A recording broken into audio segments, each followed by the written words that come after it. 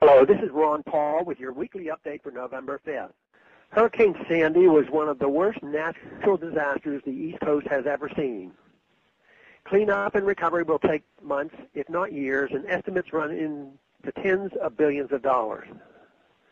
Parts of New York and New Jersey will never be the same. Entire seashore communities have been wiped out, but the determination to rebuild has been lauded as courageous and admirable.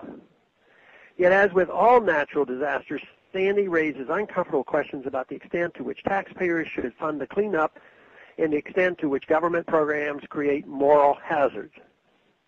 For example, FEMA and the National Flood Insurance Program, NFIP, are expected to pick up the tab for much of the flood damage caused by the hurricane. Of course, this will mean more federal debt and inflation for the rest of us, since the program only has about $4 billion to work with and is already $18 billion in debt from Hurricanes Katrina and Rita. Many think there is a need for the government to provide flood insurance of this kind. After all, the market would never provide insurance in flood-prone areas at an affordable price. But shouldn't that tell us something? Shouldn't that tell us that it is a losing proposition to insure homes in coastal areas and floodplains often threatened by severe and destructive weather patterns? And if it's a losing proposition, should taxpayers subsidize the inevitable losses arising from federal flood insurance? The NFIP disguises the real cost of flood insurance in flood-prone areas, which influences home building and sales in such areas. Recklessly taking unwise risk when risk is underpriced is known as moral hazard.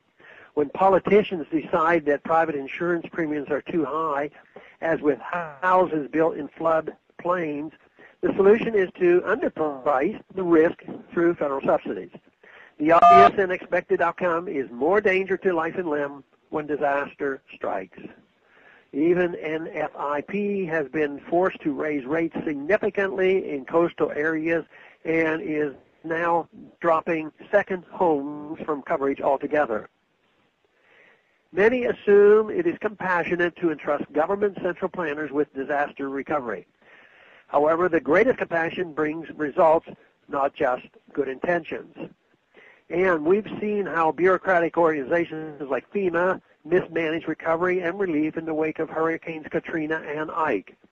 Organizations such as the Red Cross and private companies like Home Depot and Duracell have already stepped in admirably to help those in need, and we can only hope FEMA has learned this time not to impede and frustrate private efforts as they have in the past. Above all, my thoughts and prayers are with the victims of Hurricane Sandy in this tremendously difficult time, and hope they can get their lives back together as quickly and seamlessly as possible. Thanks for calling this update. A new update is placed on this number, 888-322-1414 every Monday. The written text can be found on my website, www.house.gov/Paul, under the heading Texas Straight Talk. Thanks for calling.